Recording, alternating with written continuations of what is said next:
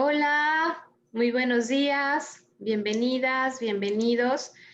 El día de hoy ya tenemos el cierre de este webinar que planeamos para este mes de abril en el marco del Día de la Tierra, y nuestra última conferencia de cierre para este mes es muy importante y va a ser también un complemento de las charlas que tuvimos en marzo con el tema del agua. Y creo que para todos va a ser como muy padre que tengamos esta nueva reflexión el día de hoy. Les voy a platicar sobre nuestra invitada. Ella es la doctora Antalia González Abraham. Ella es bióloga, estudió en la Facultad de Estudios Superiores de Iztacala en la Universidad Nacional Autónoma de México. Su tesis la realizó evaluando el hábitat del venado cola blanca como respuesta a la iniciativa de una comunidad indígena por preservar sus recursos forestales sin acabar con el hábitat. Realizó la maestría en el Colegio de la Frontera Sur, Campus Chetumal, evaluando el efecto de las actividades extractivas de una comunidad sobre el hábitat del jaguar.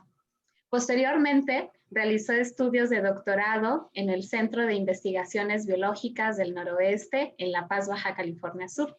Su tema consistió en la determinación de los sistemas de flujo del agua subterránea en regiones desérticas, el caso de Loreto, Baja California Sur.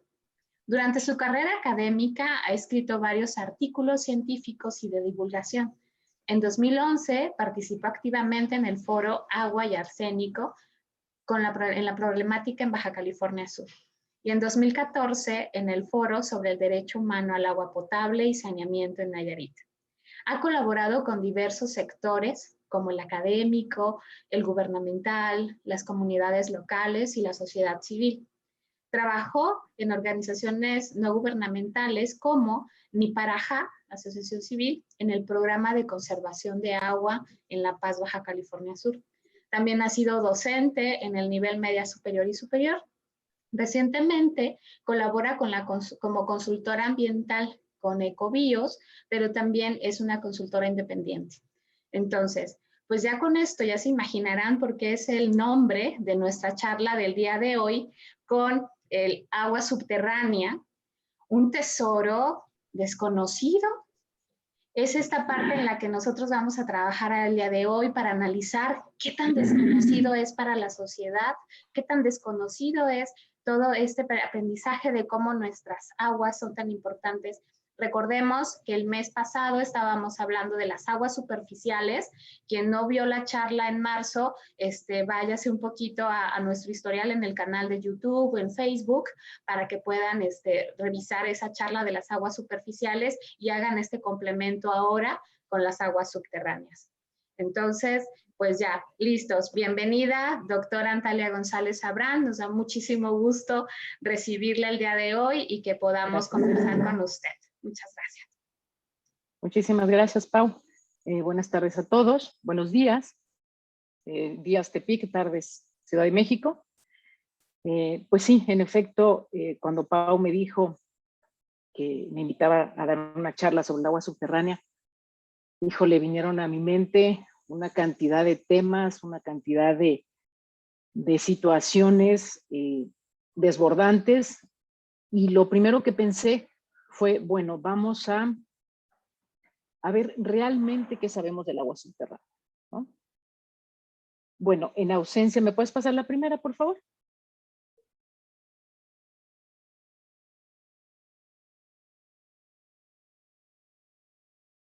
Vientos. La que sigue, por favor, Pau. Bien, la ausencia de políticas concretas para la gestión y la protección del agua subterránea impera tanto en aquellos que insisten en la participación del mercado en la gestión del agua, como en aquellos que la reclaman como que es un bien común. Esto se debe probablemente a la característica de invisibilidad social del agua y, en consecuencia, la falta sistémica del conocimiento sobre esta. La que sigue, por favor.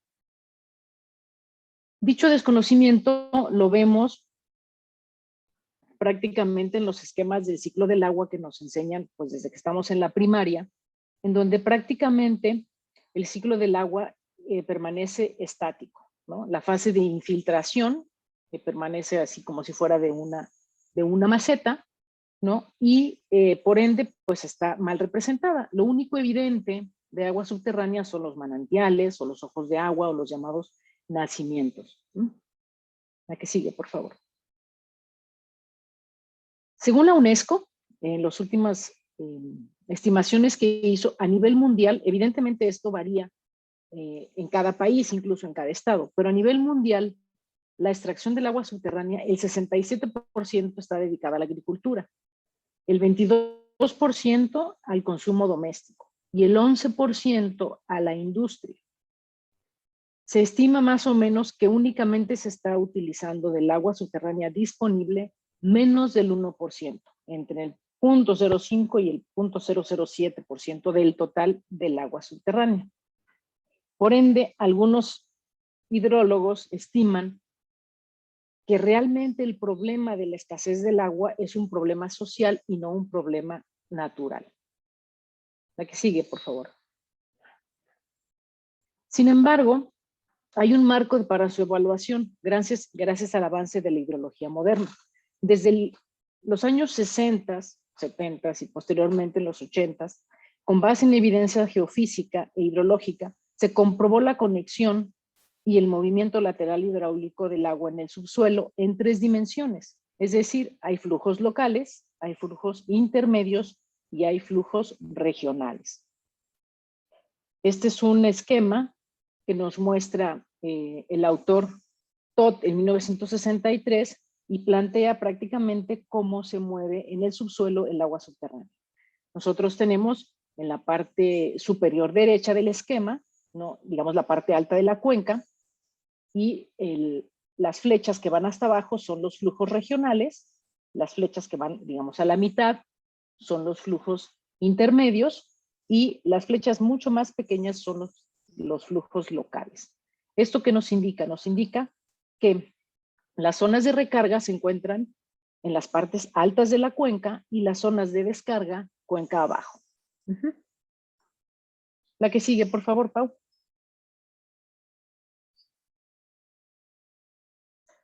Este paradigma ha permitido determinar en distintas áreas, en distintos países, zonas de recarga, como lo son las zonas arbóreas de tránsito y de descarga de agua subterránea, como son los manantiales. Actualmente es la base de la política hídrica en distintos países, Australia, Canadá, China, Holanda, Reino Unido, entre otros, y en ciudades como Bangkok, en Hyderabad o en Tokio, esas ciudades que tienen una alta dependencia al agua subterránea, ya se aprueban actualmente regulaciones específicas para su uso y para su protección. Otro ejemplo que se lleva a las palmas es en California, en Estados Unidos, que aprueba en el 2015 la Ley de Gestión Sustentable del Agua Subterránea para combatir la sequía que durante varios quinquenios ha azotado este estado. ¿A qué sigue, Pau? Otro ejemplo de la aplicación de este paradigma son las investigaciones que se han realizado en regiones áridas. En Baja California Sur se determinó el origen del agua subterránea de los oasis. Esto evidentemente es muy importante porque en esta zona, en las zonas o en las regiones áridas, existe una enorme dependencia de los ecosistemas y del ser humano hacia el agua subterránea. Se encuentran las plantas freatófitas, que son las que dependen directamente del agua dulce. Es la única fuente de abastecimiento de agua en la región. En muchas zonas es un agua de muy mala calidad y se tiene poca accesibilidad a ella. Parte de los resultados que se obtuvieron es que en Baja California Sur el origen del agua de los oasis hay de dos. La parte meteórica, que son las aguas que llegan directamente de la lluvia, y aguas termales, que son las aguas profundas. Entonces se determinó la importancia de este conocimiento para el manejo del agua subterránea en regiones áridas. La que sigue, Pau, por favor.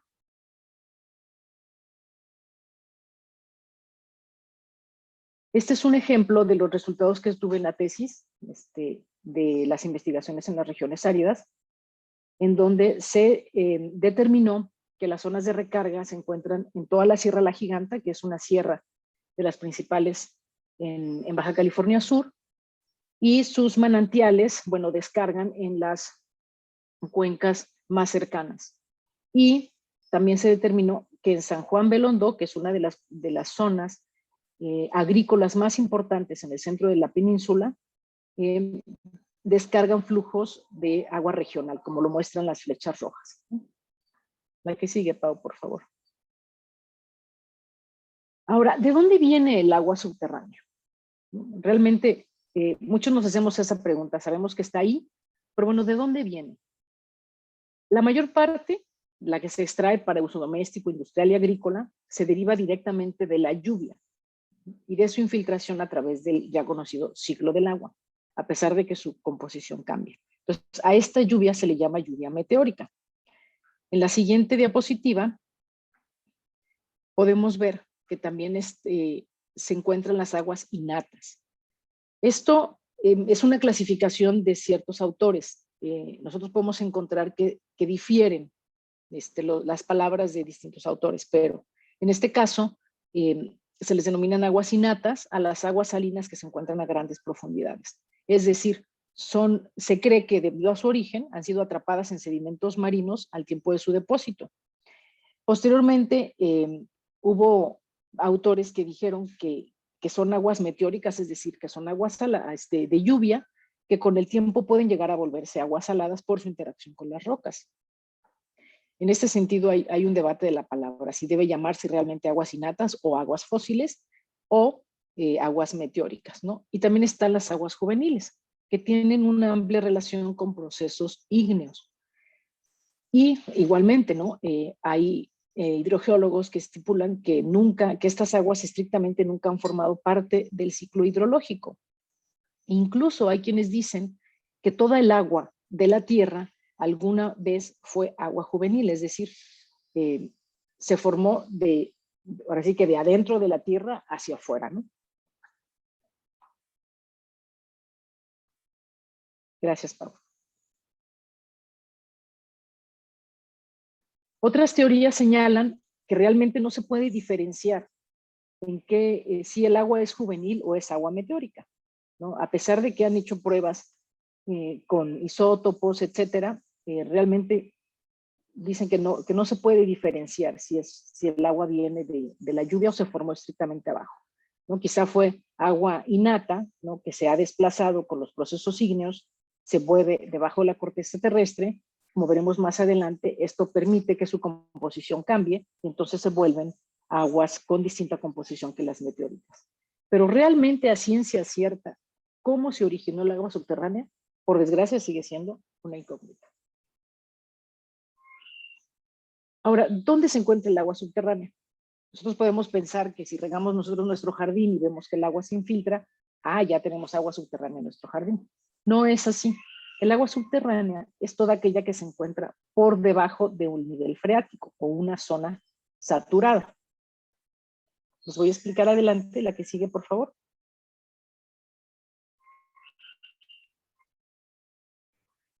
Nosotros podemos llegar a pensar que realmente así es el agua subterránea, ¿no? Conocemos los cenotes en la Ribera Maya, las grutas de Cacahuamilpa en el centro de la República, incluso en Inglaterra hay partes en las que, en efecto, los acuíferos se ven así tal cual, los ríos y los lagos subterráneos. Sin embargo, no es así. ¿La que sigue? Es muy complicado estimar el volumen total del agua en la Tierra. En términos simples, evidentemente, en cantidades consecuentemente de más importancia o de gran importancia. Se sabe que un poco más de 1.400 millones de kilómetros cúbicos son el total del agua en la Tierra. Sin embargo, el 95% es agua de mar. Ahora, ¿qué pasa con el agua dulce físicamente disponible?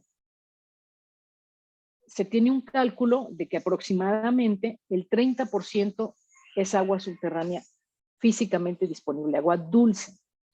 El resto del agua dulce se encuentra atrapada en los glaciares, en las nieves perpetuas y en el permafrost. Seguramente se van a modificar estos porcentajes por la desaparición actual de algunos glaciares.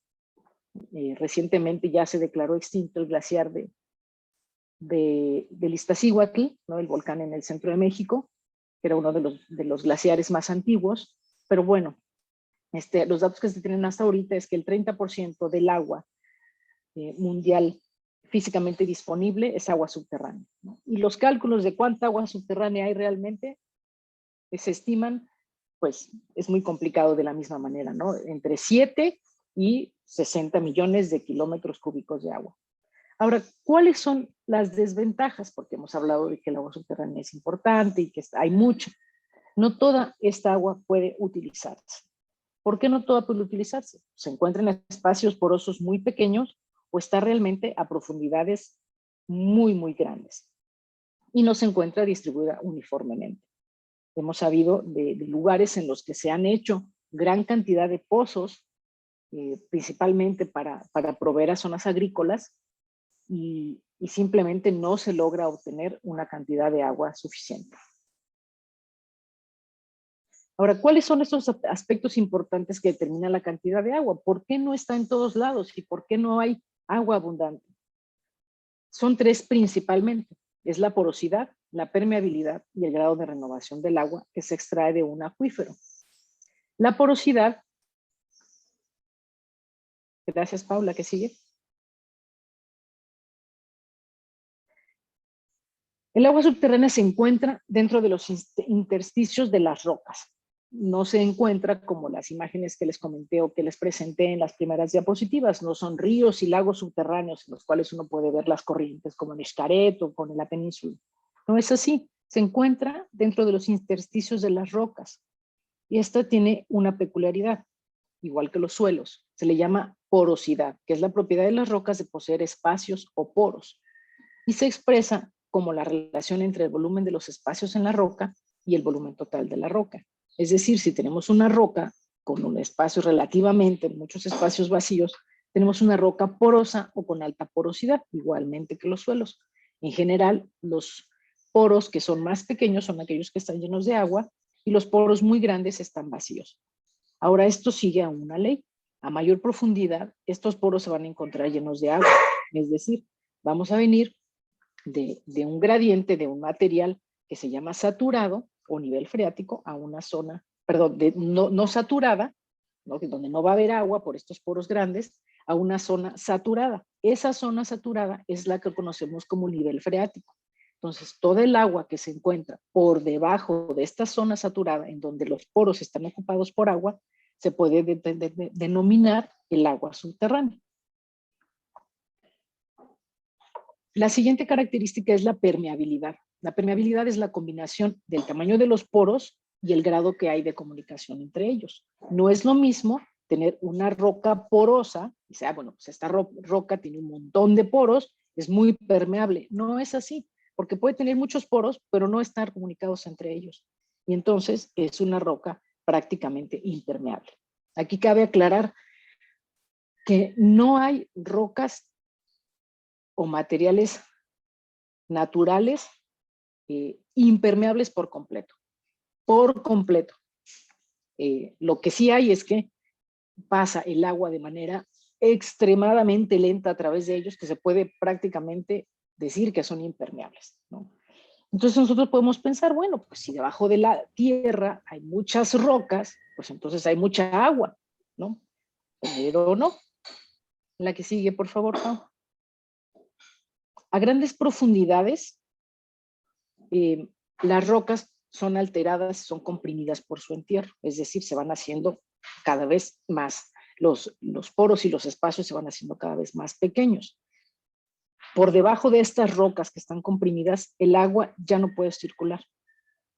Es decir, hemos llegado al fondo o hemos llegado al fondo del depósito o al piso donde el agua subterránea está disponible en la corteza terrestre.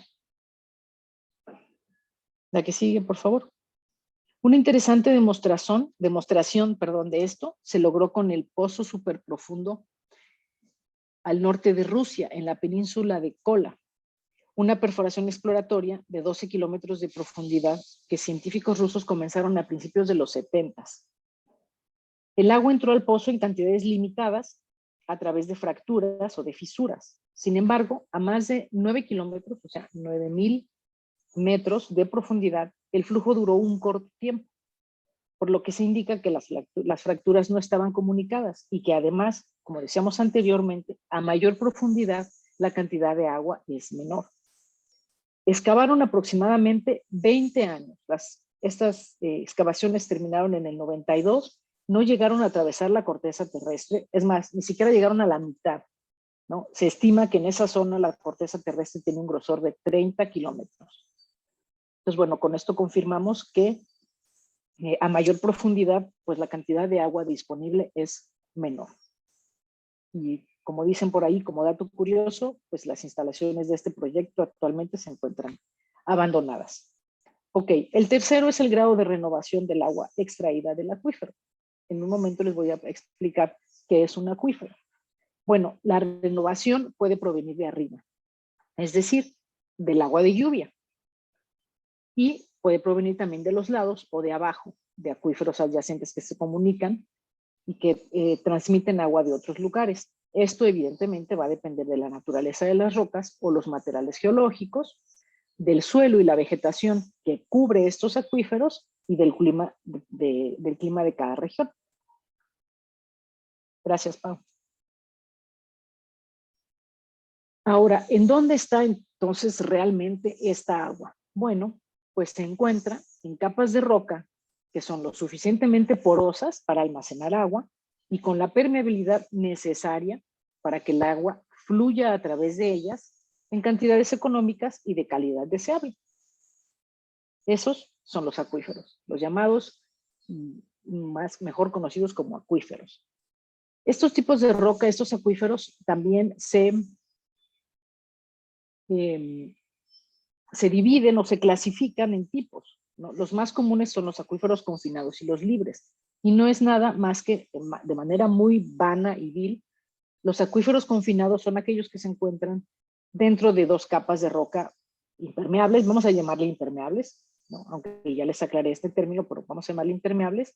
Y el acuífero libre es aquel que el nivel freático está a presión atmosférica, es decir, por encima de este acuífero no se encuentra ninguna capa impermeable y se puede acceder a él de manera rápida.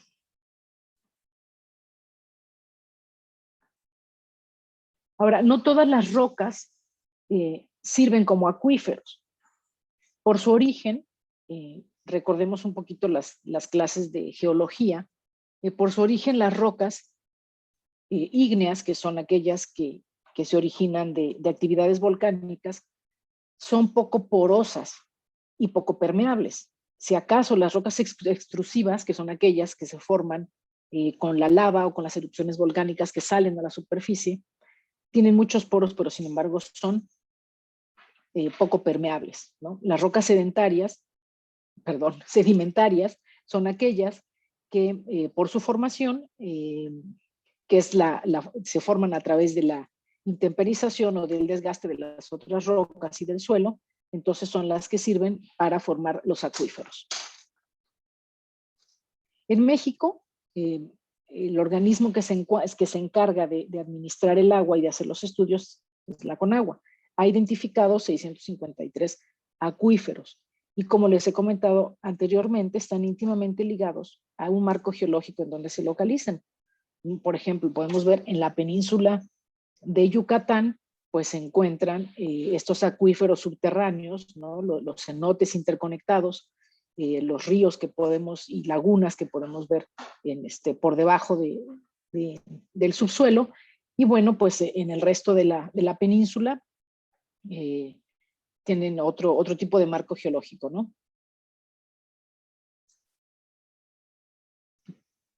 En Nayarit se han localizado igual algunos acuíferos. El comportamiento de estos acuíferos, bueno, depende de la geología, de la disposición de los estratos de las rocas, de sus espesores, de su tipo, la distribución y tamaño de los depósitos, etcétera, ¿no? Los espacios vacíos entre ellos. De los más importantes, y es porque de ahí se abastece de agua Tepic, es el llamado acuífero del Valle de Matatipac. Y bueno, como un ejemplo que se tiene para que se utiliza esta información, bueno, es un acuífero libre, ya les comenté que es un acuífero libre, con rendimiento retardado en algunas zonas. Se identifican que las descargas principales de este acuífero se encuentran sobre el río Mololoa. Y bueno, se determinó también que el flujo de agua subterránea de este acuífero sugiere que es similar al flujo de las aguas superficiales, es decir, de las partes altas de las cuencas hacia el centro.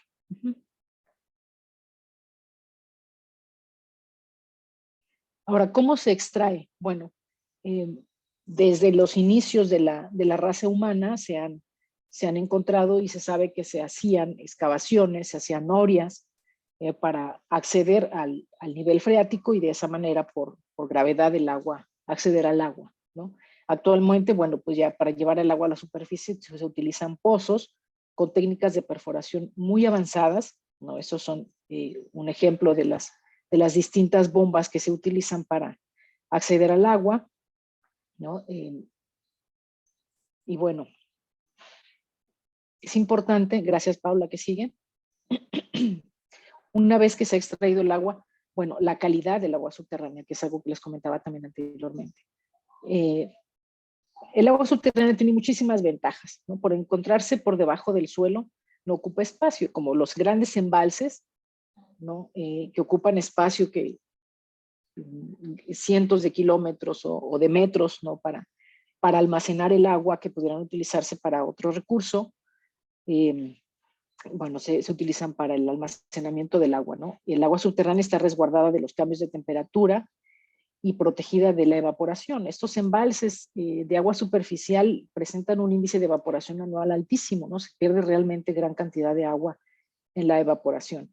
Y bueno, es relativamente menos vulnerable a la contaminación directa, ¿no? Y como les comentaba, es más abundante. Pero ahora, en cuanto a la calidad realmente del agua subterránea, gracias Paula, que sigue. Es importante definir de entrada la calidad física y la calidad química del agua original. Como les planteé en el esquema del diagrama de los sistemas de flujo, el agua va cambiando su composición. Nosotros no podemos tomar la muestra del agua de un pozo y decir, esta agua está contaminada, ¿no? Porque tiene niveles elevados de sólidos totales disueltos, o de sodio, o de magnesio, ¿no? O de elementos traza. Recordemos que el agua es un solvente universal, ¿no? Y con el tiempo necesario disuelve prácticamente cualquier sustancia. Entonces, su composición está muy ligada a procesos geomorfológicos, hidrogeológicos, geológicos, a su temperatura y a su profundidad. Entonces, si tenemos un agua que ha viajado durante cientos de años a unas profundidades de, no sé, cientos o varios metros, ¿no?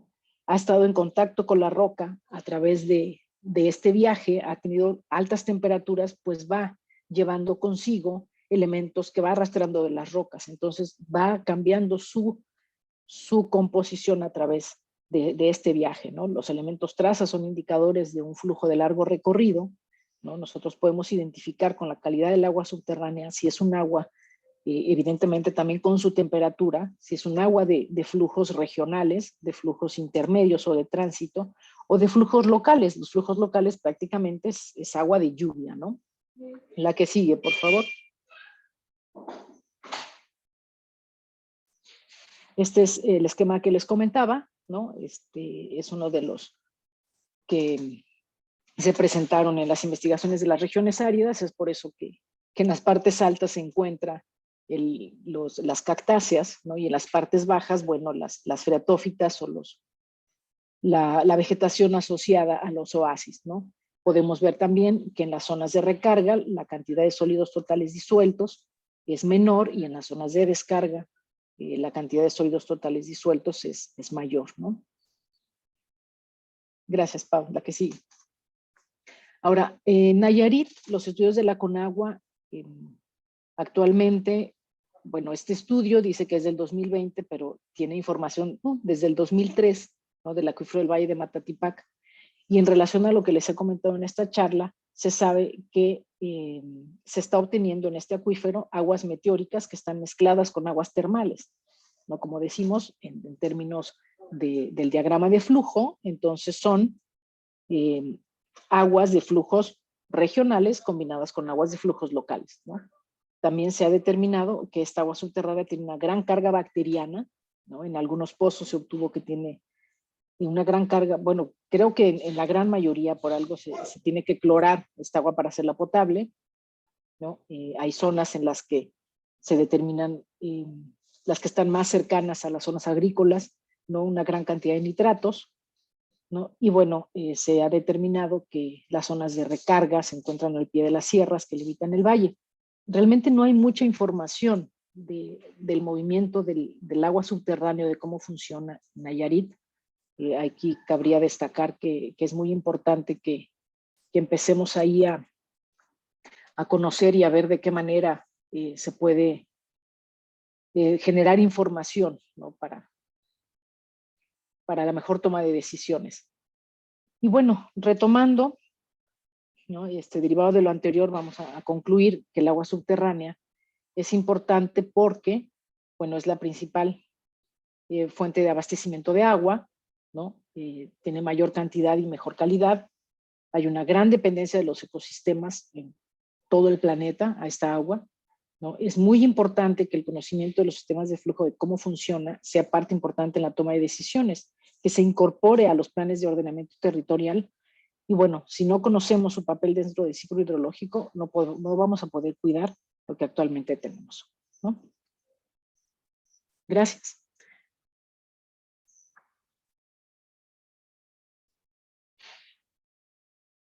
Listo, Pau.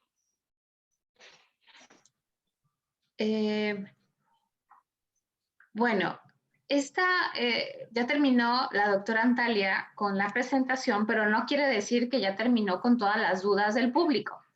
Habíamos planeado que esta charla fuera como en este esquema para no entrar tan profundo, porque obviamente no somos expertos hidrogeólogos, pero sí muy preocupados de qué sucede con esto. Entonces, probablemente vamos a requerir quizá volver en algún momento a la presentación para que quede mejor o gráficamente explicado algunas de las preguntas que tenemos del público, pero era parte de esta planeación de hacer la charla así, de que fueran como algunos aspectos aparentemente generales para entonces caer en cuestiones muy específicas. Y en la primera es, ¿qué determina la distancia? Cuando tú hablabas de si nosotros analizamos el agua, vamos a interpretar qué distancia o qué tantos kilómetros y tiempo ha recorrido.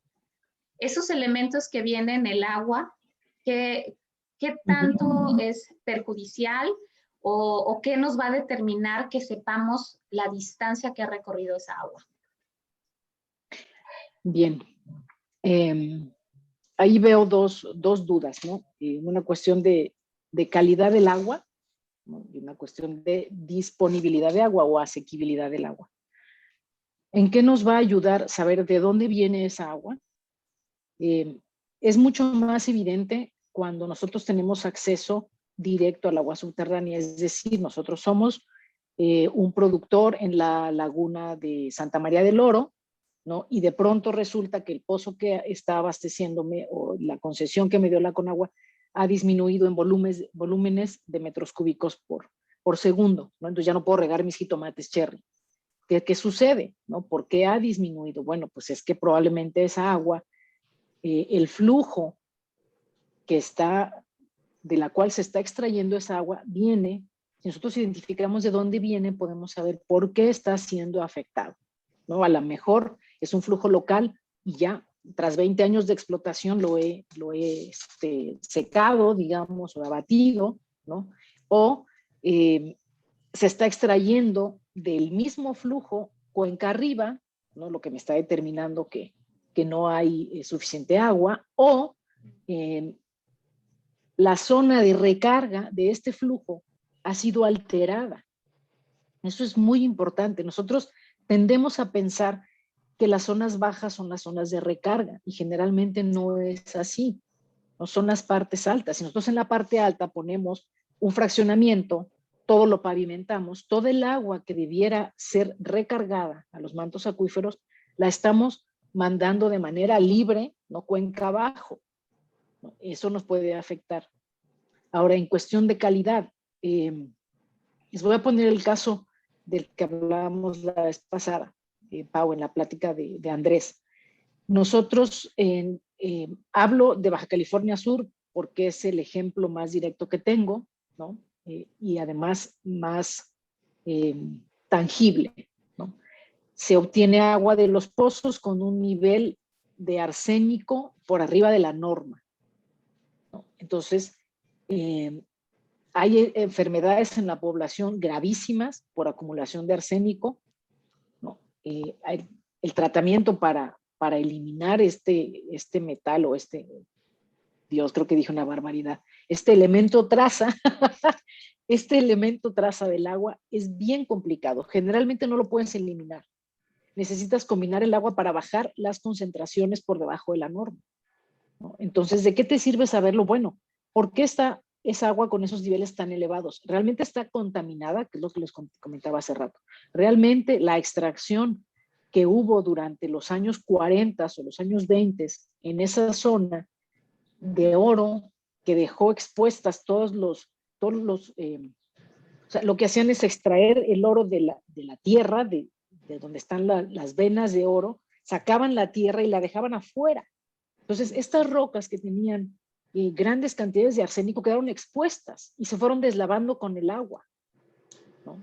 Entonces, ¿realmente se debía a esa contaminación o se debe a que es una zona que por el origen ígneo de las rocas y por los flujos regionales que vienen muy profundos, ya trae elementos traza con concentraciones elevadas, ¿no? Entonces, ¿de qué nos sirve saber la calidad? Pues saber qué estrategias vamos a implementar para mejorar la calidad del agua, ¿no? Ok. Otra duda que son varias como preguntas, pero voy a tratar de traducir en lo que les doy un aviso a quien nos está viendo por Facebook, que nos vaya dejando sus preguntas en el espacio de comentarios y también los que tenemos aquí en la plataforma de Zoom, que si quieren levantar la mano para hacer alguna intervención, yo les puedo abrir el micrófono. Ahí hay una manita azul que pueden levantar para que pueda ser más fácil para mí ubicarlos. O bien dejar alguna pregunta en el chat que tenemos también aquí en la plataforma de Zoom para poder seguir teniendo este diálogo con la doctora Antalya. Son 3 preguntas, pero las voy a tratar de asociar en un contexto. Son personas de las comunidades de la Sierra del Nayar. Ahorita que tú hablabas sobre el tema de la porosidad y de la calidad de las rocas, pues bueno, es la Sierra Madre, es el macizo de la Sierra Madre Occidental, que de origen volcánico, entonces es por eso que pues no se puede acceder a una agua potable. Trato de entender con todo lo que ahorita nos decías, pero me preguntan, ¿cómo se puede acceder o no hay definitivamente agua en la sierra, bueno, aquí por ejemplo en la Sierra Norte del estado de Nayarit, en la que se pueda acceder? Es muy poco lo que pasa en los flujos de los ríos, y como tú decías, es la zona de recarga, sí, ahí están los bosques, pero la población no tiene acceso al agua. Entonces, ahí, ¿qué alternativas podemos sugerir para las poblaciones que están en la zona serrana? Híjole, ese es un tema bien complicado porque definitivamente se tienen que hacer estudios geohidrológicos de la zona. Yo realmente desconozco, ¿no?, cuáles son los estratos geológicos de la sierra. Y es una de las, yo considero que es uno de los principales problemas en gran parte de México, ¿no? Y que las partes serranas, como dices, son las zonas de recarga, no se tiene un fácil acceso al agua subterránea. Realmente dependen de los flujos superficiales, ¿no? Entonces, ¿qué se puede hacer? Bueno, presionar para que se empiecen a hacer estos estudios, ¿no? Y ver de qué manera se puede proveer de agua a estas comunidades, ¿no? Ok, me decían que han sido como fraudeados en muchas ocasiones con gente que va y les dice que con tantos miles de pesos ahorita les vamos a hacer sacar agua del pozo en comunidades que ni siquiera hay energía eléctrica, por ejemplo. Y que es, bueno, pues ¿de dónde lo vas a sacar, no? Pero bueno, que se ha ido, hay gente que llega y les dice que ahorita lo vamos a sacar y hacen ese esfuerzo económico de lo que no tienen con tal de hacer acceso a esa agua, ¿no? Así Pero es. bueno, ya ahorita lo que aclaras es como muy interesante. Te voy a leer algunas de las intervenciones que tenemos en Facebook. Areli González, saludos Antalya, me da mucho gusto verte. Gracias. Y me interesa mucho tu tema tan importante para la vida. Alba Saray Durán, gracias, muy interesante, saludos. Areli Nájera pregunta, ¿un pozo que se secó puede volver a recuperarse? ¿Qué opinas a futuro con el tema del agua en Tepic en términos de accesibilidad? ¿Y qué opinas de que el agua ahora cotiza en la bolsa de valores? ¿Y qué implicaciones va a traer esto? Entonces, no sé si tienes por ahí tu libretita para anotar, pero doctora, tenemos ahí. Te las voy a dejar ahorita de momento para que no te me abrumes. Ok. ¿Me repite la pregunta? Mira, la de la bolsa es un tema muy complicado, Areli, ¿no? Es un tema político, es un tema ambiental, es un tema social.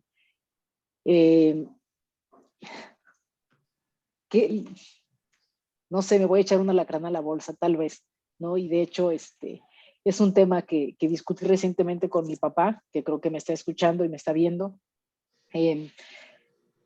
Desde que empecé a estudiar el agua subterránea, se me hizo increíble que fuera un recurso. En el momento en que tú dices que es un recurso, le estás poniendo un precio, le estás poniendo un valor, ¿no? Entonces, aquí hay dos cosas. Es necesaria e indispensable para la vida, punto. O sea, no es como el oro, no es como un lujo, es indispensable para la vida, se acabó. Sin agua simplemente no existimos. Ahora, hay un paso enorme entre eso y el derecho humano al agua, ¿no? Porque lo conviertes le pones un precio, como el derecho a la salud, como el derecho a la comunicación, como el derecho a la educación. Entonces tienes que pagar por ello, ¿no? En Australia, que fue el primer país en el que empezó a cotizar la bolsa, el agua en la bolsa, hace 10 años, ¿no? Todo el mundo estaba feliz.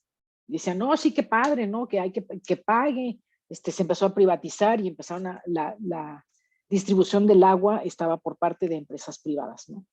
Y actualmente tienen una crisis severa, porque evidentemente el agua cada vez es menos, ¿no? Y cuesta más. Entonces están en una crisis terrible porque no tienen para pagar el agua que necesitan, no ellos, sino para producir alimento para el resto del mundo, ¿no? ¿Cuáles eran las otras dos? La disponibilidad del agua en Nayarit.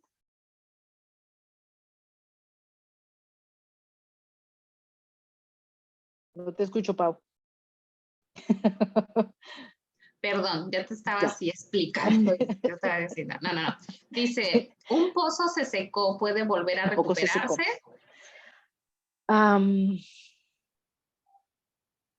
Sí, podría. Es muy complicado, pero si nosotros identificamos por qué se secó, sí podría, ¿no? Aunque recordemos, el agua subterránea se mueve a velocidades prácticamente imperceptibles. Entonces, evidentemente no le vas a echar agua cuenca arriba, ¿no?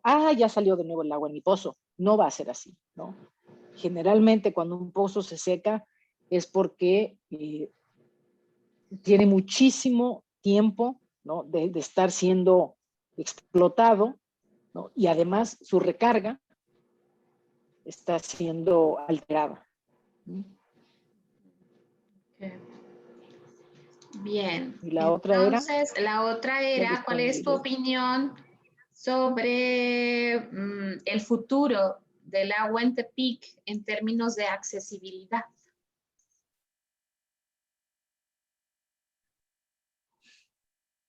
No sé si entiendo esa pregunta. Bueno, pienso en Tepic y la accesibilidad del agua, y se me viene a la mente los ríos que se hacen en temporada de lluvia, ¿no? Desde que llegué y dije, ¿por qué demonios esa agua no está siendo captada? ¿Por qué esa agua está siendo enviada a un río que no está siendo tratado, como el río Mololoa? ¿Cómo es que en un estado con esa cantidad de lluvia no se tiene ya una estrategia, ¿no? Unos estudios geohidrológicos en los cuales se puedan hacer obras que realmente permitan que se recargue o que se vaya esta agua al acuífero, ¿no? Tenemos en la zona acuíferos en veda. Entonces, ¿cómo puede ser un acuífero en veda con la cantidad de agua que cae? ¿No? Y en veda desde los 70s. ¿No? Entonces, ¿cómo la veo yo?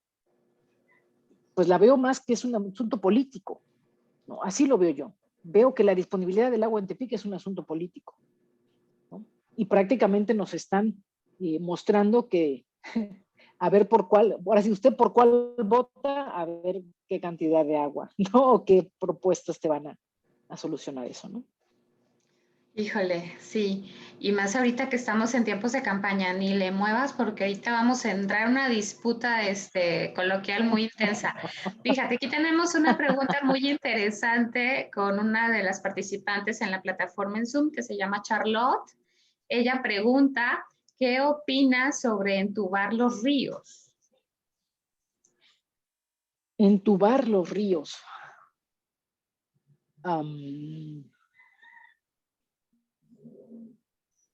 Creo que no es una buena opción, ¿no?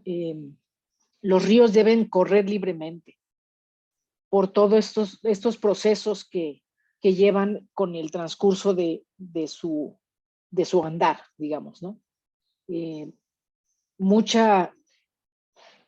La vegetación y muchas especies de plantas y animales dependen del flujo de los ríos. Más que encerrarlos, yo sería de la idea de que se trataran, ¿no? Seguramente habla de los ríos, pues de aguas negras, ¿no? Realmente no hay ríos ya de aguas limpias. Yo pienso en entubar el río Mololoa y se me hace un nudo en el estómago. Digo, no, o sea, no estoy totalmente de acuerdo más bien estoy totalmente en desacuerdo con la intubación de los ríos, ¿no? Incluso en muchas partes del mundo ya se está comprobando que no se deben intubar los ríos, ¿no? Que generan más problemas que beneficios, ¿no? No te escucho, Pau. Gracias. La pregunta de Charlotte estaba como más enfocada a las ciudades, porque ahorita nos acaba de poner ahí agregado a su texto, entubar los ríos en las ciudades, pero bueno, creo que va como entubarlos como, ¿no? Si tú misma estás diciendo el tema de la cantidad de contaminantes, pues entubados posiblemente tienes más alta cantidad de asociación delictiva de las bacterias, no sé, algo así. Tenemos otra pregunta. Andrés Moreno te pregunta, ¿cuál es tu opinión sobre la propuesta de la ley de aguas, la ley general de aguas, particularmente respecto de la propuesta de reducir el número de acuíferos en el país? Ay, Andrés, esa pregunta. Pues ya ni se pregunta, dile. Ay, no es cierto. No. Eso no se pregunta. Reducir el número de acuíferos. Bueno, me encantaría discutir esa pregunta en otro foro, ¿no? En otro momento, y de frente con Andrés, que se dedica a las aguas superficiales. Tenemos otra pregunta, porque bueno, este tema de Andrés, yo creo que lo que podemos hacer es organizar hasta puede ser un coloquio en este mismo esquema, en donde podamos estar discutiendo el tema de la ley, que ese es un Exactamente. Pues aparte. Híjole, Entonces, muy escabroso. ahorita le aventamos ahí el cascabel a Andrés Moreno de que se aviente esa onda con nosotros para que podamos tener más amplio. Acaba de contestar que con gusto, entonces, bueno, ya nada más armamos ahí la fecha. Tengo otra intervención que dice, doctora, muy buenos días. Usted nos acaba de mencionar que hay un alto porcentaje de agua de mar más disponible que el agua potable o dulce que tenemos en la plataforma continental. ¿Qué opinión tiene sobre el procedimiento de desalinización de las aguas de mar? Ok, se me hace una opción viable, ¿no? En La Paz, Baja California Sur, ya se tienen un par de plantas desaladoras y prácticamente puedes beber del agua que sale de la planta, ¿no? Ahora, volvemos a lo mismo, el tema político. Se han construido otro par de desaladoras y han quedado a la mitad de su funcionamiento. ¿Esto qué implica? Nosotros, al desalar el agua o desalinizar el agua, obtenemos un remanente, que es la salmuera, la denominada salmuera, ¿no? ¿Qué se le va a hacer a esa salmuera? ¿Qué se le hace a ese exceso de sal y todo lo que se le extrae al agua? Generalmente dicen, pues la regresamos al mar, ¿no? Y en muchos lugares lo hacen. Y ese aumento de salinidad en esa zona genera severos problemas en la fauna, ¿no? Entonces, como estrategia, a mí se me hace excelente para zonas en las que se tiene poco acceso al agua, ¿no? En ciudades en las que realmente puede resolver un problema, si se plantea de una excelente manera, ¿no? Y se deja de ser una bandera política, ¿no? Y después, pues, un elefante blanco más abandonado, la planta ni funciona porque se requiere muchísima inversión para que siga funcionando y realmente se obtengan los beneficios, ¿no? que se esperan de las plantas, ¿no? Pues sí. Tengo otra intervención de Luisana Vega, es una amiga y compañera de luchas. Ella pregunta acerca de que, bueno, no lo mencionaste mucho, pero ¿cómo nosotros contaminamos el agua subterránea? O sea, ¿cómo el humano contamina el agua subterránea? Ok. De manera más palpable, hay tiraderos de agua, tiraderos de basura en zonas de recarga. Con eso te puedo decir todo. Si nosotros no tenemos establecidos, ahí échalo al barranco, ¿no? Ahí échalo allí, ahí échalo. Y resulta que esa zona es una zona de recarga. Todos los lixiviados y todo lo que está generando la basura está contaminando. ¿Para dónde va? Pues tampoco sabemos, porque no tenemos identificado los sistemas de flujo, ¿no? Realmente el movimiento, ¿no? Otra manera en la que se contamina, los pesticidas, ¿no? Nayarit, no nos vayamos muy lejos, ¿no? Tiene, creo que el 30% de la vegetación original. El resto son plantaciones de mango, de caña, de plátano, de aguacate, ¿no? Entonces, ¿a dónde van todos estos pesticidas? Al suelo, ¿no? Algunos se deslavan y se van a las aguas superficiales, ¿no? Como la cascada del Cora. Otros se recargan, ¿no? Probablemente algunos se quedarán en el suelo, algunos no. De esa manera nosotros contaminamos. ¿De qué otra manera? Los drenajes, ¿no? Aquí haciendo el comentario de la señora Charlotte, probablemente alguna fuga, ¿no? En los ríos intubados, y estás contaminando todo el agua de abajo. A mí me llama mucho la atención cómo es que en Tepic la gran cantidad de los pozos presenta carga bacteriana. No debiera de ser. No debiera de ser. No debiera estar libre de contaminantes. Entonces, ¿qué está pasando en los pozos? ¿Qué está pasando abajo en el acuífero que se está contaminando de aguas negras? No sabemos. ¿Por qué tiene esa carga bacteriana? Bueno, ahorita agrega Areli comentario de mil gracias, me encanta escucharte de viva voz y comparto tu opinión. Ahorita hace un anexo, Luisana, en el sentido de qué debemos, en tu opinión, pedir como ciudad, como ciudadanía o como sociedad civil a nuestras autoridades en la atención. Por lo que ahorita eso ya es como muy mío, le agrego eso de que tenemos ubicado el relleno sanitario o el tiradero de basura en una zona de recarga. ¿Hay un mapa de dónde está esta zona de recargas altas? O también es algo que tenemos que exigirle a nuestras autoridades, tener estos mapeos para saber en dónde no es propicio, ¿no? Exactamente, Pau. Eso es lo que se tiene que exigir, que se genere este conocimiento, ¿no? Realmente se tiene todo. Creo que lo que comentábamos con Andrés, lo único que no se tiene es voluntad, ¿no? Pero se tiene todo, ¿no? La Conagua tiene la infraestructura, tiene los ingenieros, tiene la capacitación, lo tiene, ¿no? Entonces, eso podemos exigir como ciudadanía, ¿no? Que se hagan estos trabajos y que no sean nada más promesas de campaña, ¿no? Sí, definitivamente en estos tiempos siempre los ríos y más los que atraviesan ciudades son un banderín político para muchos candidatos, ¿no? Híjole, porque es lo que tú ves. Entonces sí es muy determinante cómo le das esa atención, pero tampoco se maneja estos datos que tú decías sobre el movimiento de estas aguas.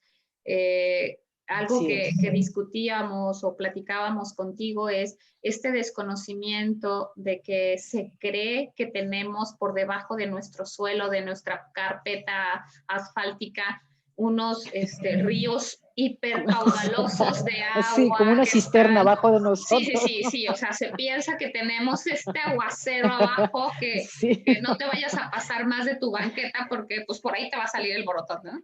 Entonces, ya nos explicaste que eso no está cercano a la realidad, pero también cómo hacemos este ejercicio de conciencia para la ciudadanía en el que todo lo que hacemos evidentemente afecta, pero este conocimiento es muy importante para que se sepa de dónde es que proviene y lo costoso que es que pueda llegar a nuestras manos un agua de calidad y cantidad, ¿no? Exactamente.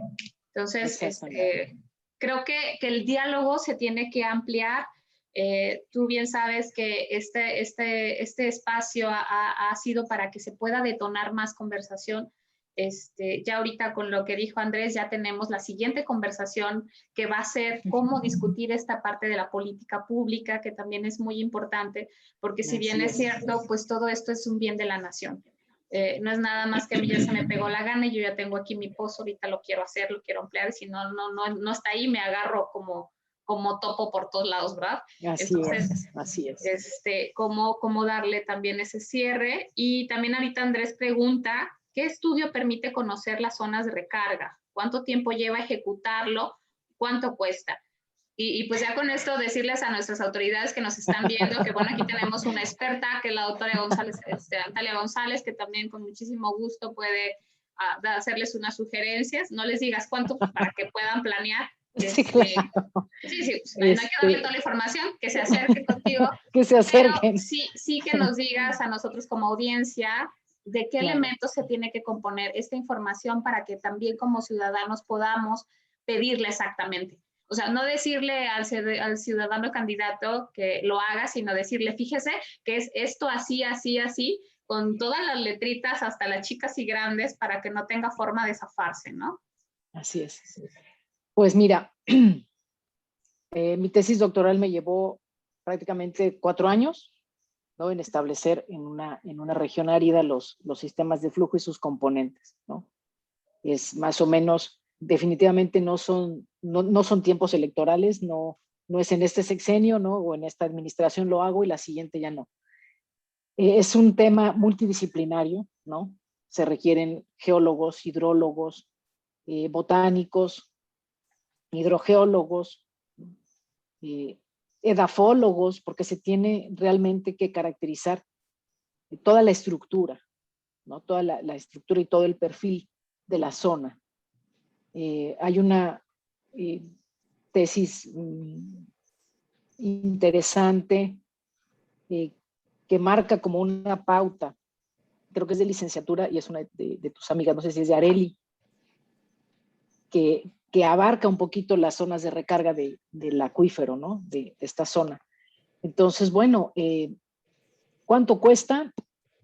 Pues yo creo que cuesta muchísimo, porque lejos del valor económico es la voluntad, ¿no? Entonces, que realmente se cambie esa concepción que se tiene del ciclo del agua tan básico, ¿no? Y empezar a incluir cómo el agua subterránea realmente interviene en todos estos ciclos, ¿no?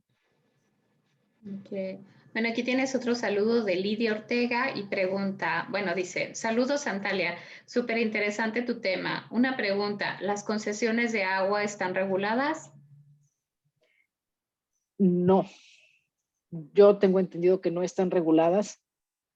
Hay muchas concesiones, pero también hay muchos otros pozos que no son concesionados por la Conagua.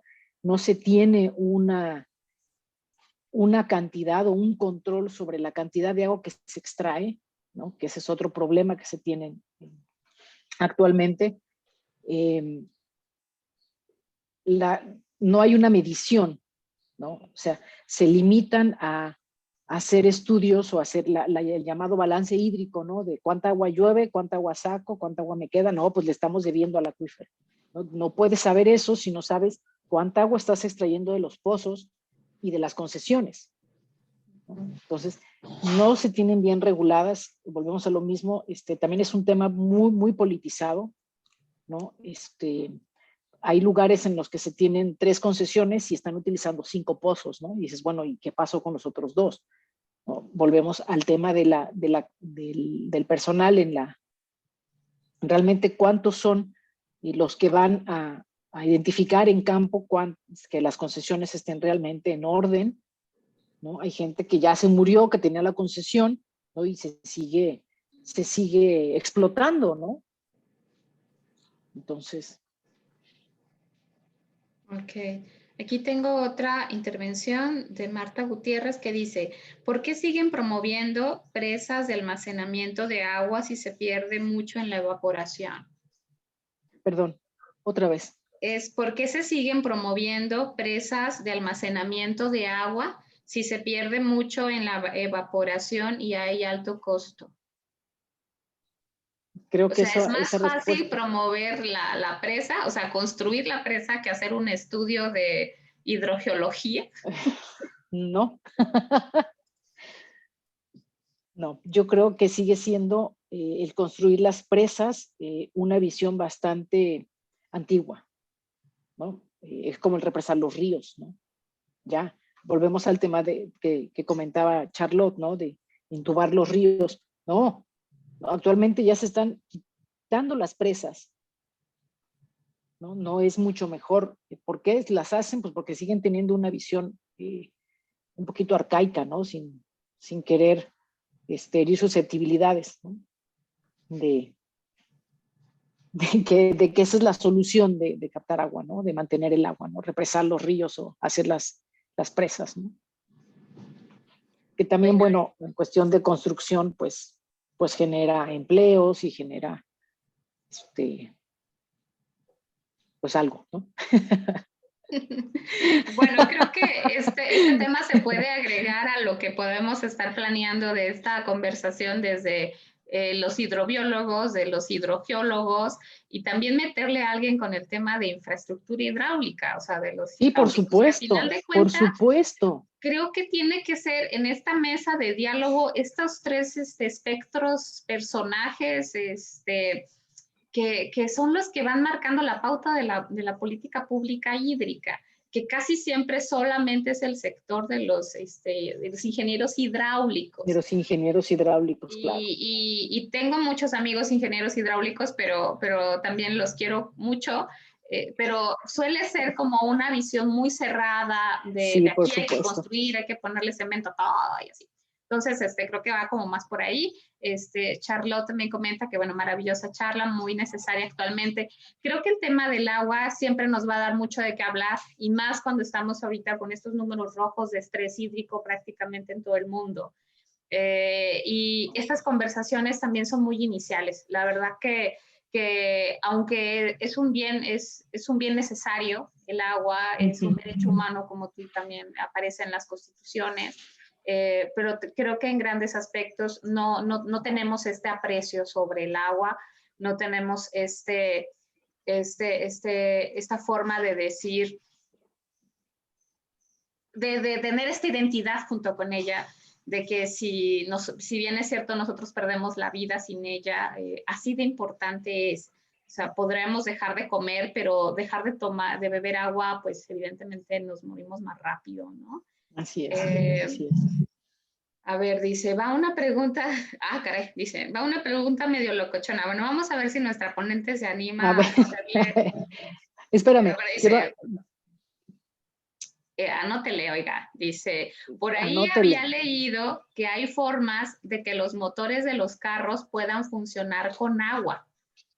¿Por qué no se usa? No sé si emite evaporación que en masa podría alterar el ciclo del agua. No sé, esto creo que es como de algo bastante novedoso, no sé, yo tampoco había escuchado eso, pero aquí la aventaron, entonces yo te la reviento. No. La verdad no sé. Okay. No tengo idea.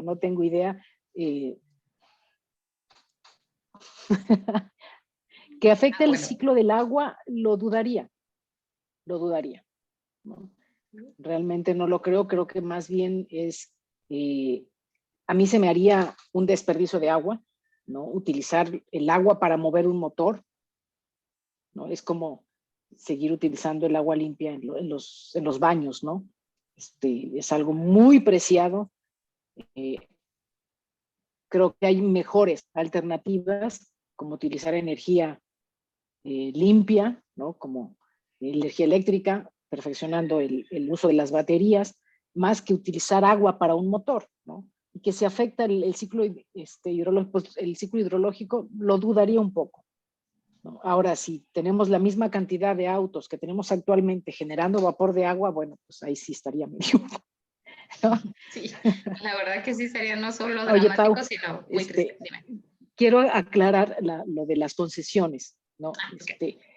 Que sí, las concesiones sí están reguladas por la Conagua, ¿no? Lo que no están regulados son los pozos clandestinos,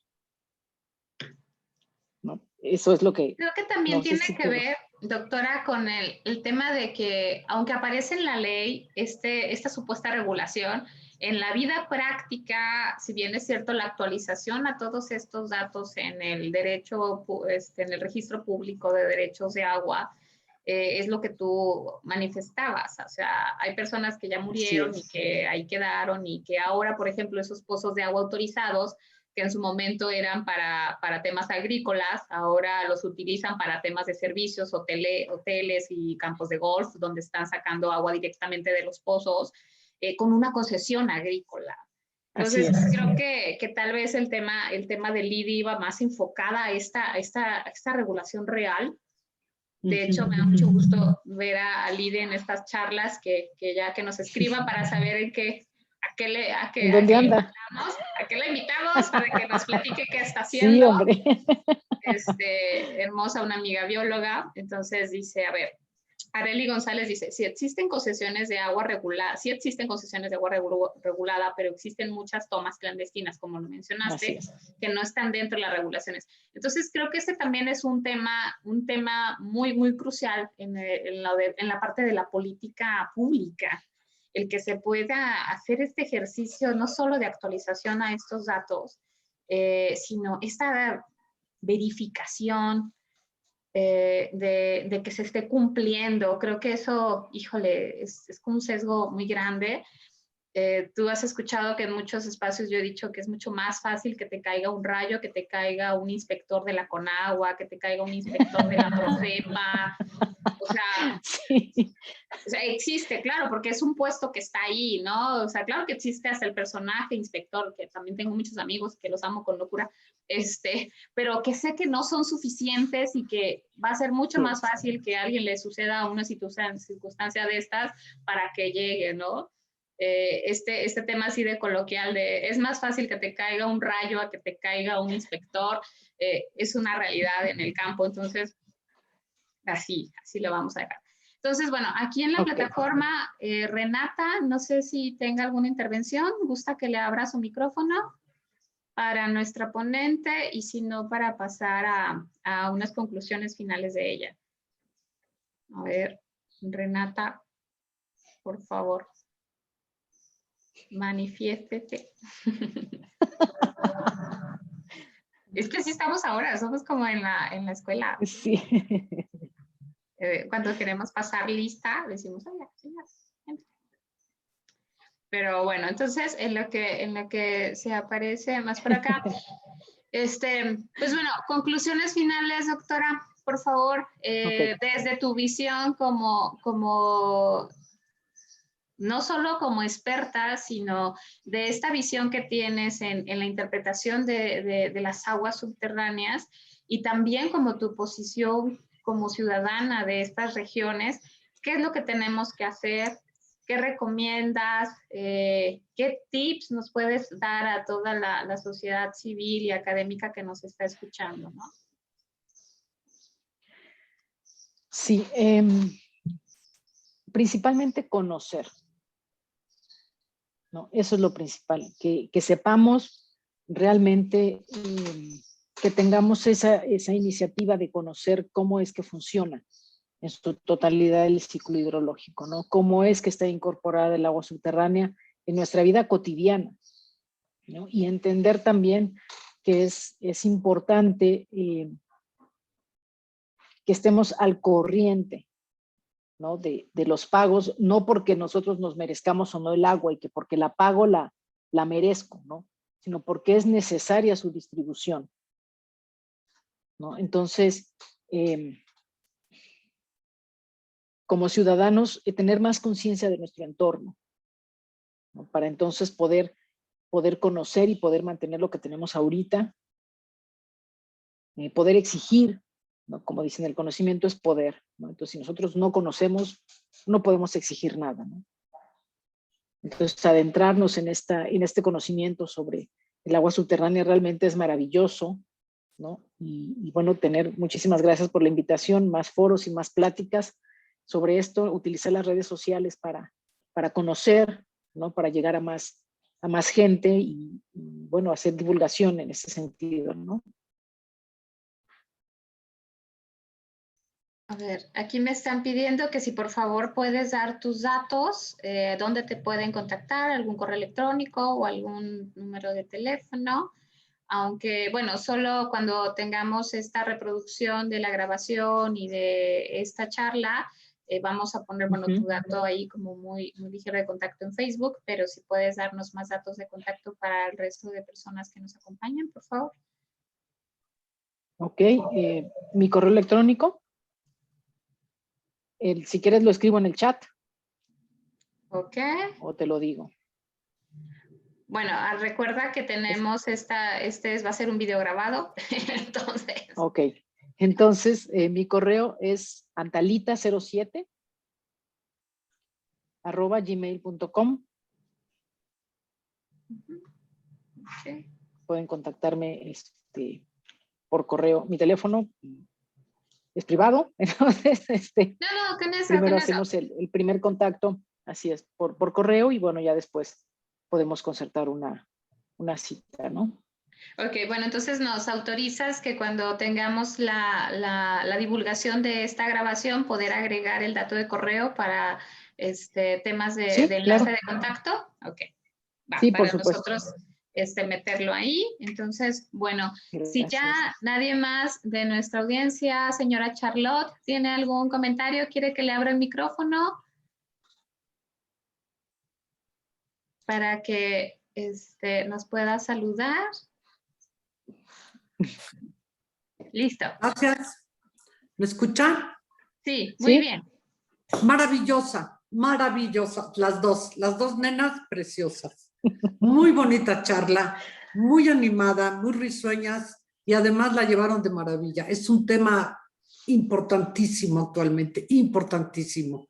Y ojalá que realmente las autoridades entiendan muy a fondo lo difícil que es actualmente introducir la idea de que el agua es limitada y que hay que cuidarla y hay que quererla, porque así hay que hacer con el agua. Muchas felicidades a las dos. Espero Señora verlas pronto. Charlotte, díganos de dónde nos acompaña, por favor, para que el resto de nuestra audiencia sepa de dónde nos acompaña. Bueno, yo estoy en Naucalpan, cerca de la Ciudad de México. Y ya casi no llueve. Antes llovía muchísimo y ahora ya casi no llueve. Entonces, los bosques cercanos se están quemando y no podemos regarlos porque no hay agua. Están desforestados, entonces es un problema, realmente es un problema. Por eso hay que cuidar el agua, porque el agua es vida, nada más. Felicidades. Gracias. Muchísimas gracias, señora. Y bueno, creo que parte de todo este esfuerzo es que nos llegue ese tema de conciencia, de si bien es cierto, nosotros todavía tenemos el lujo de tener agua aquí, pero hay otras regiones mucho más conflictuadas en diferentes aspectos, no solamente a nivel de población, la cantidad de personas que viven ahí, este incremento de la demanda y ahora la poca oferta, más otros procedimientos técnicos antiguos, ¿no? De recanalización de estas aguas, que pues también tienes mucha pérdida ahí, ¿no? Entonces ese también es otro tema. Sí, además, así es. El tema del negocio que genera para la CFE la construcción de las presas, ¿no? Lo tenemos aquí con este tema ¿no? De las cruces, ¿no? Que quieren a fuerza. Entonces, así es. bueno. No le muevas por ahí porque me No da le muevo. lata que ahorita me va a decir algo Andrés Moreno. Cuéntales a los demás tus otros datos. Bueno. Entonces, bueno, para ya despedirnos, no sé si Renata quiera decir algo. Manifiéstate. No, por favor, pero bueno. Entonces, pues, doctora, muchísimas gracias. La verdad que a veces es complicado que estos expertos puedan tener este lenguaje ciudadano para que se comprenda mejor estas situaciones. Creo que el enfoque que usted le dio a la conversación hace que esto que se ve como muy complejo pueda ser en este catálogo del diario de las personas, poderla conversar con ellos mismos, con sus familias y con sus vecinos y ya poder hacer algo, un tema más amplio de ciudadanía, ¿no? Creo que este tema de bajar esta clase de complicaciones técnicas que a lo mejor podemos verlas muy agobiantes, hace que podamos tener un perfil de ciudadanos mejor cada día. Entonces, queremos agradecerle mucho su participación y bueno, vamos a estar ahí al pendiente de la fecha en la que organicemos este otro panel de discusión, que era lo que nosotros queríamos provocar con este inicio. Provocar que surgiera la necesidad de otros temas, ¿no? De hablar de otros temas que pueden ser en su momento muy escabrosos o muy espinosos para muchos espacios, pero que son temas que se tienen que hablar y que tenemos que, nosotros como sociedad civil tenemos esa libertad de hacerlo. No tenemos veda electoral, entonces la verdad que nosotros no tenemos preocupación por nadie, pero sí nos da mucho gusto que estas charlas puedan generar esta dinámica de qué más tenemos en este repensar, que bueno, platicarle a nuestra audiencia en Facebook y en Zoom, que parte de estas conversaciones es precisamente eso. No solo que detone una reflexión, sino que también promueva para que las personas después de pensarlo hagan algo. Pero también hay que orientarles en qué hacer. O sea, no es nada más como de ya voy y me manifiesto aquí a las oficinas de CIAPA sin saber qué decirles, ¿no? Entonces, Es Claro, como claro. sí como no, pero también hay que organizarnos en esa parte. Entonces, muchísimas gracias a todas, a todos los que nos están Gracias, escuchando. Pau. Y a usted, doctora, muchísimas gracias por toda esta información. Entonces, nos vemos pronto. Gracias. Por favor, sigan nuestras redes sociales. El próximo mes, en mayo, tenemos una cartelera interesantísima porque vamos a hablar sobre el consumo responsable. Si bien es cierto, ahora estamos envueltos en todo un tema también político de consumo, es qué hacemos con todo esto que tenemos y también aunado a todos estos aspectos físicos, ecológicos y ambientales que también afectan todo este consumo intenso. Entonces, estaremos ahí promoviéndoles nuestra cartelera de mayo y probablemente por junio tengamos este panel de discusión, de debate con los temas hídricos para ampliar y seguir trabajando en estos aspectos. Entonces, muchísimas gracias. Perfecto. A todos, a todas. Gracias, Pau. Gracias por la invitación. Besitos a todos. Hasta luego.